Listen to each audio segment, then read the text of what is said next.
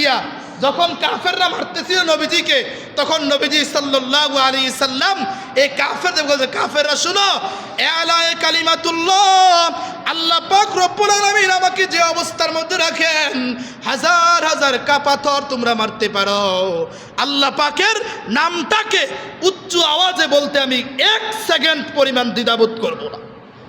দারুল দেওবন্দের 3 নম্বর শিক্ষা, এলায়ে কালিমাতুল্লাহ। প্রত্যেকটা স্তরে, সমাজের প্রত্যেকটা স্থানে আল্লাহর কথাগুলোকে উঁচু করে দিতে হবে। কার কথা বলেন? আল্লাহর কথা কি করতে হবে? উঁচু করতে হবে। বিশ্ববিখ্যাত সাহাবী হযরত বিলাল হাফসি রাদিয়াল্লাহু তাআলা আনহু, তিনি যখন রাসূল আকরাম সাল্লাল্লাহু আলাইহি সাল্লামের হাতে হাত রাইখা ইসলাম গ্রহণ করেছে, তখন ছিল তিনি উমাইয়া ইবনে খলফ এর গোলাম। উমাইয়া ইবনে খলফ ছিল কাফের। বেলাল যখন রসুলের হাতে হাত রেখে ইসলাম গ্রহণ করেছে, তখন এই বেলালকে উমাইয়া ইবনে খলফ 4টা শাস্তি দিয়েছে। কয়টা শাস্তি বলেন?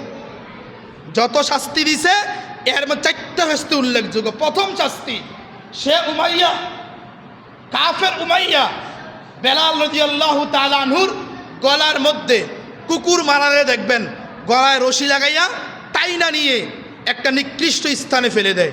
এ উমাইয়া বেলাল রাদিয়াল্লাহু তাআলা আনহুর গলার মধ্যে একেবারে একটা রশি ভাইদা বেলালকে টানতেছে। টানার পরে বেলাল এই কষ্ট সহ্য করার সাথে বেলাল বলতেছে, আল্লাহ আল্লাহ আল্লাহ।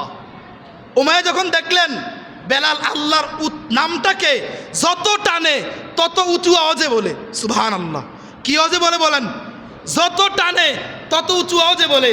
তখন উমাইয়া মনে করছে, আরে বেলাল রে হয়তো রশিয়ে টানতেছি, ব্যথা পায় না, তাহলে আমরা একটা কাজ করি, বেলালের বুকের ভিতরে পাথর চাপা দিয়ে দেই। একেবারে বিশাল এক পাথর বেলাল রাদিয়াল্লাহু তাআলা আনহুর বুকের মধ্যে রাইখা দিছে। রাইখা টানতেছে। এবার বেলাল আগে যদি 20% আওয়াজে বলতো আল্লাহ, এবার পুরা 100% আওয়াজে বলে আল্লাহ, সুবহানাল্লাহ। বুঝছেন না কথা? কি বলতেছে বলেন? আল্লাহ টানতেছে। এবার যখন দেখতেছে না কাজ হচ্ছে না, তখন সে চিন্তা করলো মক্কার মধ্যে সবচেয়ে রৌদ্র কখন পড়ে?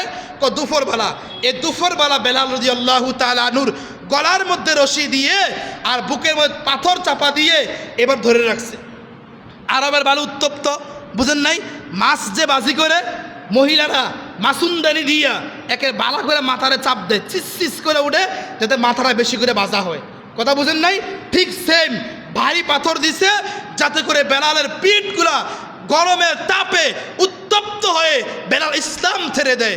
যখন এই কাজটা করছে বেলাল রাদিয়াল্লাহু তাআলা, তখন আর আওয়াজে আল্লাহ আল্লাহ আল্লাহ আল্লাহ আহাদ আহাদ, একেবারে স্পষ্ট উঁচু আওয়াজে বেলাল রাদিয়াল্লাহু তাআলা আনহু বলতেছে, আল্লাহ এক। উমাইয়া মনে রাখ, তোকে আমি কখনো খোদা মানব না, মূর্তিরে কখনো আল্লাহ বলতে পারি না, আমার আল্লাহ এক। আল্লাহর কথা স্পষ্ট আওয়াজে বলে দিলাম।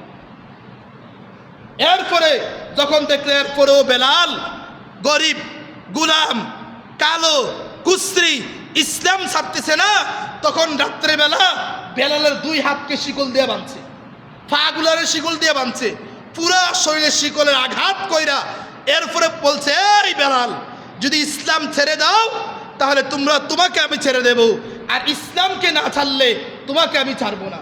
তখন বেলাল বলছে, আরে কাফের বাচ্চা, কাফের, তোর এই 2 আনা কষ্টের জন্য আমি আমার মহান মালিক আল্লাহ পাক রব্বুল আলামিনের ধর্ম ইসলামকে ছাড়তে পারি না, মুহাম্মদ সাল্লাল্লাহু আলাইহি সাল্লামকে ছাড়তে পারি না।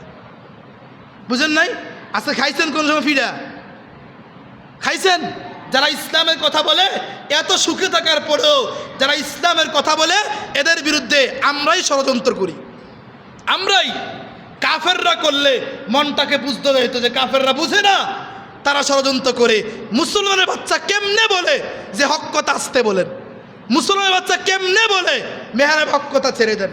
মুসলমানের বাচ্চা কেমনে আল্লাহর বিরুদ্ধে ষড়যন্ত্র করে, ইসলামের বিরুদ্ধে ষড়যন্ত্র করে? তখন আবু বকর সিদ্দিক রাদিয়াল্লাহু তাআলা আনহু একদিন দেখলেন বেলালকে এই উমাইয়া এই পাথর দিয়া বেতের আঘাত চাবুক দিয়া মারতেছে। আবু বকর বলছে, উমাইয়া কত টাকা এর মূল্য? উমাইয়া বলছে এত টাকা। আবু বকর সিদ্দিক বলছে, টাকা দিলাম, বেলালকে আজাদ করে দাও। বেলাল কি করে দাও? আজাদ করে দাও। আল্লাহর রাসূল সাল্লাল্লাহু আলাইহি সাল্লাম